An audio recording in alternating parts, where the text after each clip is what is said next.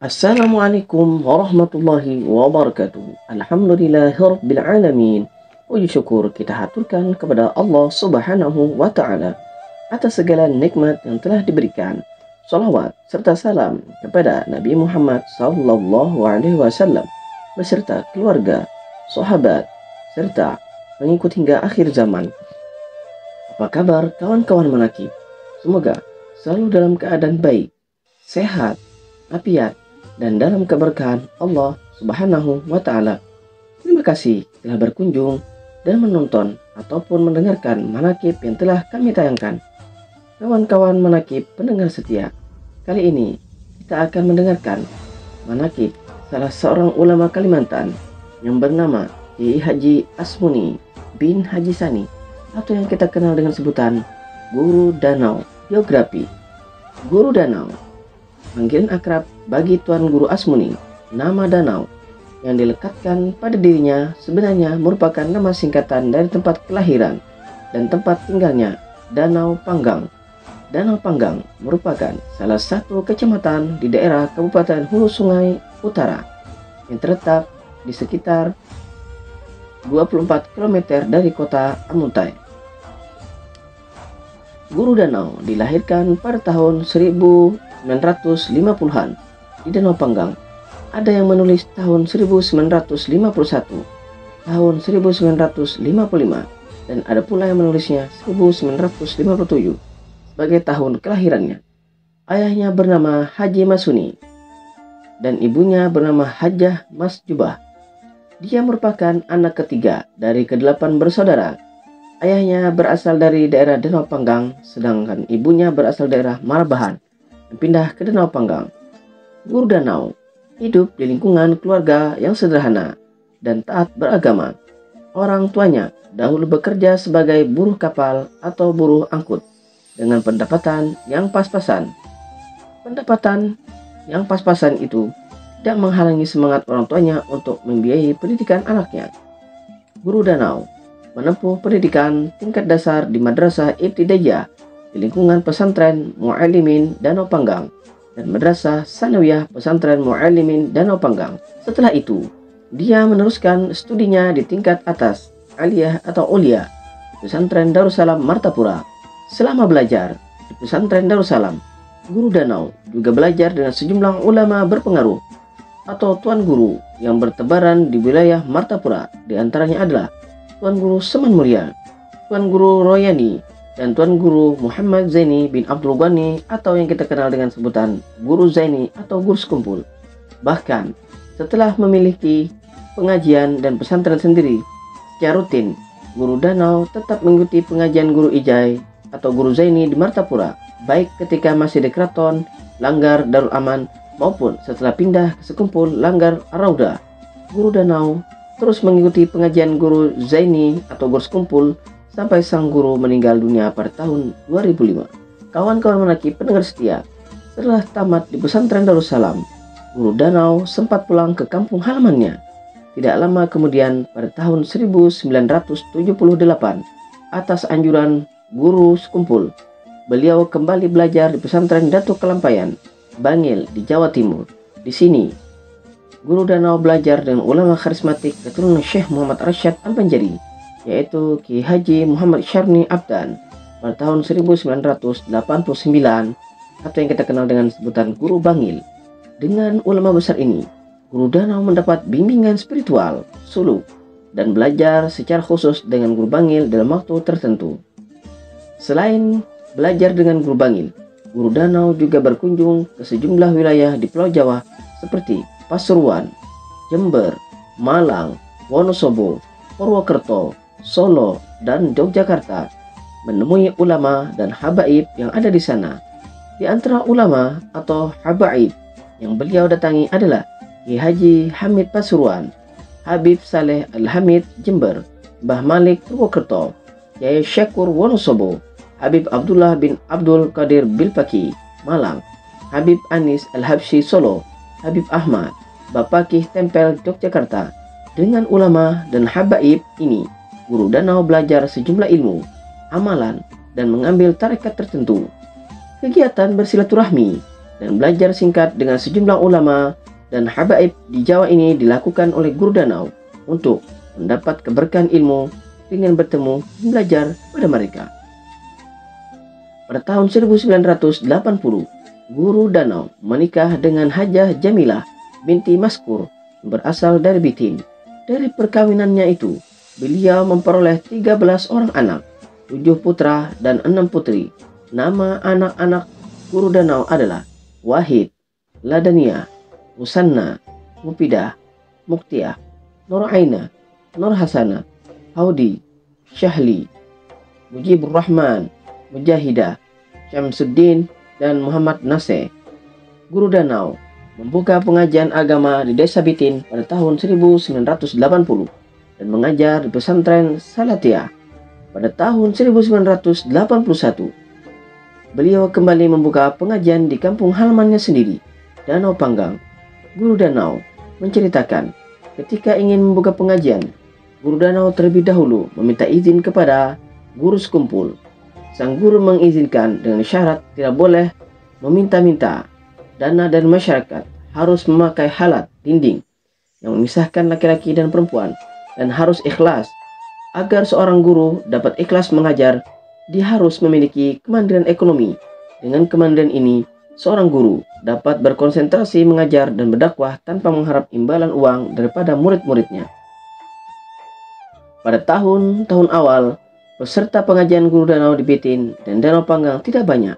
Namun, lama-kelamaan, jumlahnya semakin meningkat sehingga mencapai ribuan orang. Pengajian di Bitin dan Danau Panggang dihadiri jamaah sekitar 3 hingga 6 ribuan. Pengajian di Bitin dilaksanakan pada Sabtu malam Ahad, sedang di Danau Panggang dilaksanakan pada Senin malam atau malam Selasa. Di Bitin, pusat pengajian bertempat di rumah guru danau di sekitar Pasar Bitin. Karena tidak ada lapangan yang luas, ribuan jamaah pengajian menempati teras dan halaman rumah penduduk sekitar. Banyak dari mereka yang duduk berbaris di pinggir-pinggir jalan hingga mencapai beberapa kilometer. Hal serupa juga terjadi pada pengajian di Danau Panggang. Pusat pengajian bertempat di Musola Darul Aman, nama yang sama dengan Langgar Darul Aman, tempat guru sekumpul mengajar, yang tepat berada di samping rumah guru danau. Selain mengasuh kedua pengajian besar di atas, guru danau juga mendirikan dan membina beberapa pesantren. Pada tahun 1982, beliau mendirikan pesantren Darul Aman di Kecamatan Babirik, Hulu Sungai Utara. Nama Darul Aman mengikuti nama Langgar Darul Aman di keraton tempat guru sekumpul mengajar. Guru danau juga menamai musola di samping rumahnya dengan nama Darul Aman, sama dengan nama Langgar guru sekumpul di keraton Martapura. Pesantren lain yang dibinanya adalah pesantren Rodatus Sibian di Desa Longpong, Kecamatan Danau Panggang, dan pesantren Ar-Raudah di Jaro, Tabalong, dan Ar-Raudah 2 di Pangkalan Bumi. Pada dekade 1990-an, sekitar tahun 1998, seiring dengan semakin meluasnya pengaruh dan popularitasnya, guru danau kembali membuka pengajian di Mabuun, Tanjung, Kabupaten Tabalong. Menurut cerita guru danau, pada awalnya Mabuun merupakan sarang pelacuran dan perjudian. Guru danau berusaha memberantas penyakit sosial ini dengan cara menghubungi pihak-pihak berwenang untuk menutupnya. Namun, usaha ini tidak berhasil. Dia mengubah strategi. Dia tidak lagi mengharap aparat, tetapi membuka pengajian di tempat itu. Dengan adanya pengajian yang dihadiri oleh ribuan jemaah ini, praktik pelacuran dan perjudian itu tidak mendapat tempat dan berhenti dengan sendirinya. Dengan cara ini, lokasi yang asalnya menjadi tempat maksiat tersebut menjadi komplek pengajian. Pengajian di Mabuun, pengajian ketiga yang diasuh oleh guru danau, kemudian menjadi pengajian guru danau yang terbesar karena dihadiri oleh puluhan ribu jamaah. Ada yang menyebutnya mencapai 40 ribuan jamaah. Kuantitas jamaah yang hadir di tempat ini jauh lebih besar dibanding pengajian di Danau Panggang dan Bitin.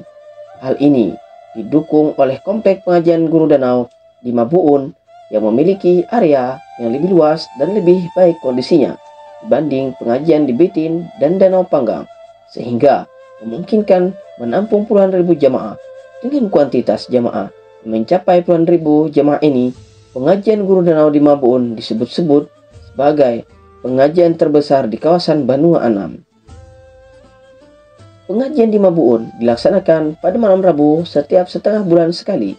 Guru Danau menyatakan, jarak setengah bulan sekali dimaksudkan untuk memberikan kesempatan kepada jamaah pengajian untuk mengumpulkan uang untuk keperluan transportasi mendatangi tempat pengajian. Jamaah yang bertempat tinggal di kawasan Amuntai, Paringin, atau yang berada di kawasan Kalimantan Tengah memiliki persiapan yang lebih luas untuk menghadiri pengajian di Mabuun. Jarak waktu pengajian yang ditetapkan oleh Guru Danau ini cukup membantu sebagian jemaah pengajiannya yang merupakan orang-orang yang memiliki tingkat ekonomi yang rendah. Bagi murid-muridnya yang memiliki tingkat ekonomi menengah ke atas, mendatangi pengajian di Mabuun bukan merupakan persoalan karena mereka memiliki kendaraan pribadi yang dapat digunakan setiap saat. Karena itu, tidak mengherankan jika sekitar pengajian Guru Danau di Mabuun berjejer mobil dengan jumlah mencapai ratusan buah. Materi pengajian yang disampaikan oleh Guru Danau di beberapa pengajiannya meliputi materi tauhid, fiqih, tasawuf, hadis, tafsir, kisah-kisah, dan lainnya. Dari beberapa kitab yang dikaji, materi tasawuf tampaknya lebih dominan. Beberapa kitab yang pernah diajarkan oleh Guru Danau di pengajian beliau diantaranya adalah Irsyad Al-Ibad, Nasai Al-Ibad, Muraqi Al-Ubudiyah, Risalah Al-Mu'awanah, Nasai Al-Diniyah, Tuhfatul Ragibin, Syarah Sittin, Tanqih Al-Qawal. Dilihat dari daftar kitab yang digunakan, Guru Danau lebih banyak menggunakan kitab-kitab berbahasa Arab daripada kitab Arab Melayu. Walaupun begitu, pengajiannya tetap mudah diikuti oleh jemaah karena isi kitab-kitab itu diterjemahkan dan diberi penjelasan yang ringan oleh Guru Danau.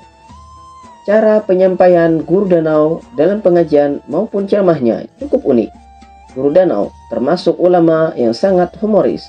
Dalam setiap ceramah, ada pengajiannya, dia selalu menyampaikan cerita-cerita lucu, pantun-pantun, dan singkatan yang diplesetkan yang memancing tawa. Bahkan, Guru Danau tidak segan bercanda dengan murid-muridnya yang berada pada baris depan.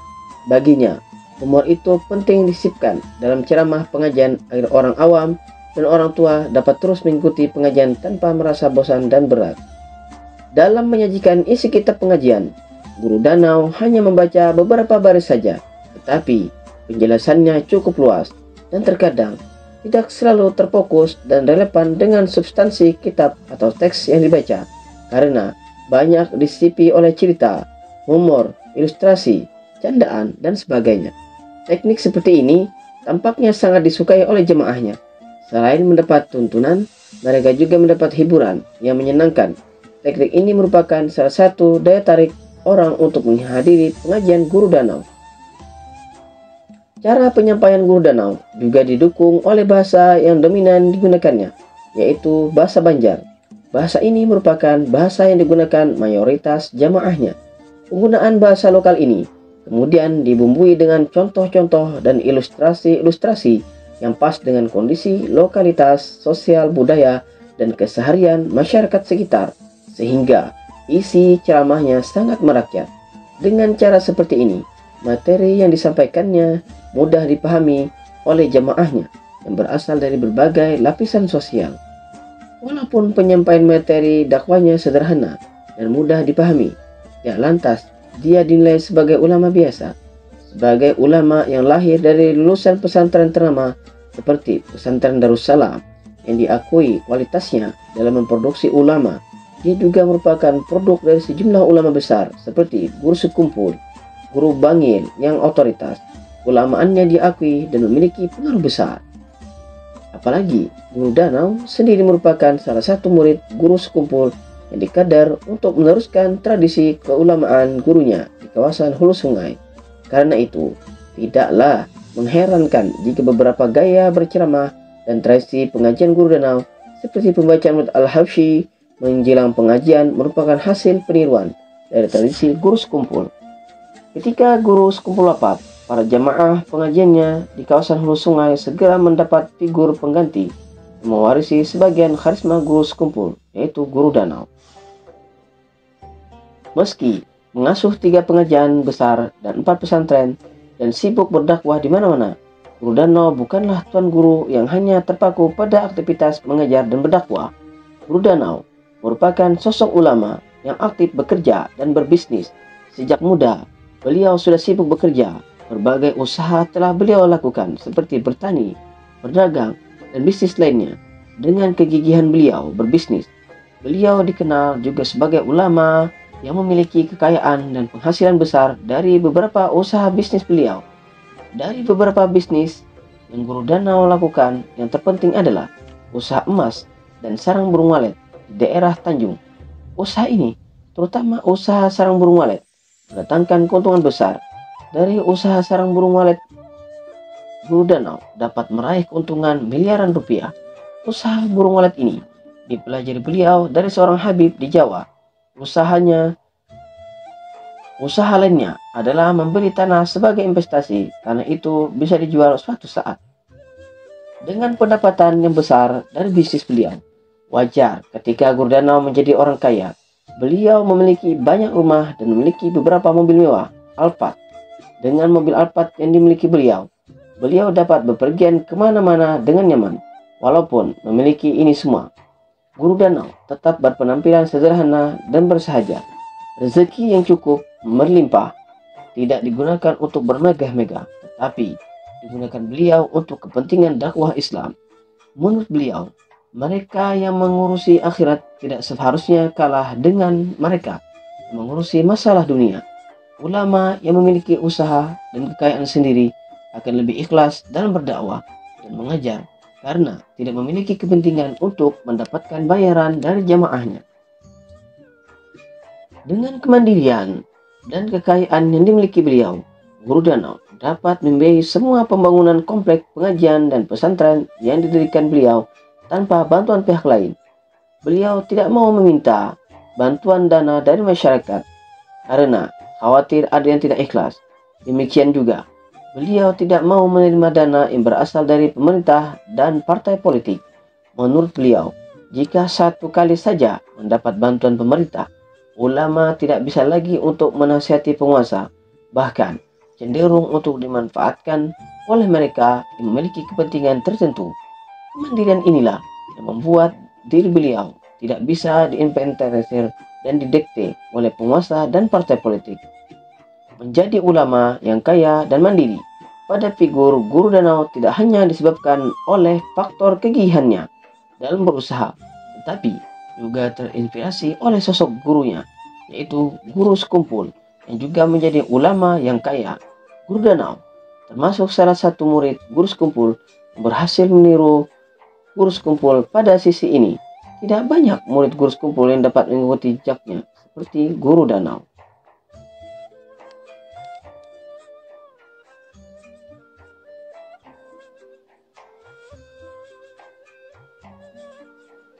Pada Kamis malam tanggal 1 Februari 2024, Guru Danau mengalami kondisi kritis dan akhirnya menghembuskan napas terakhir di rumah duka pada Jumat sore pukul 16.30 WITA tanggal 21 Rajab 1445 Hijriah atau tanggal 2 Februari 2024. Beberapa jam kemudian, kabar ini tersebar di mana-mana hingga ucapan bela sungkawa dari warganet membanjiri beranda media sosial dan banyak jamaah yang datang ke rumah duka. Berbagai rekaman ceramah Guru Danau semasa hidup beliau juga mengiringi kabar kematian beliau, termasuk video yang berisi pesan terkait pemilu 2024. Beliau mengatakan bahwa tokoh-tokoh yang bertarung di pemilihan presiden 2024 adalah temannya, mengingat beberapa tokoh seperti Mahfud MD, Prabowo Subianto, dan Muhaimin Iskandar pernah sawan ke tempat beliau. Beliau mengatakan bahwa dalam menjalankan rangkaian pemilu, jangan membuat masalah, jangan berpecah belah, dan ciptakan suasana damai. Sontak, berbagai ucapan bela sungkawa juga disampaikan oleh berbagai kalangan, termasuk Presiden Joko Widodo dan para pejabat pemerintahan yang mengirimkan karangan bunga ke rumah duka. Beliau dimakamkan pada hari Sabtu tanggal 3 Februari 2024 pukul 13.30 WITA di Alkah Keluarga di Desa Danau Panggang, tidak jauh dari Masjid Sirajul Ummah, Danau Panggang, dan Rumah Duka. Saat proses pemakaman beliau, banyak jamaah dari berbagai daerah yang mengikuti prosesinya, seperti sholat jenazah dan pemakaman. Kawan-kawan manakib, pendengar setia, demikianlah sebagian manakib daripada Ki Haji Asmuni bin Haji Masuni atau Haji Sani, atau yang kita kenal dengan sebutan Guru Danau. Mudah-mudahan kita semua dapat berkah dari beliau, diampuni segala dosa, dikabulkan segala hajat, dikumpulkan di dalam surga bersama Rasulullah Sallallahu Alaihi Wasallam, dan juga bersama para wali Allah Subhanahu Wa Taala serta orang-orang soleh lainnya. Amin amin ya rabbal alamin. Kurang dan lebihnya kami mohon maaf atas segala kesalahan dalam membacakan manakib ini. Nantikan manakib berikutnya. Wassalamualaikum warahmatullahi wabarakatuh.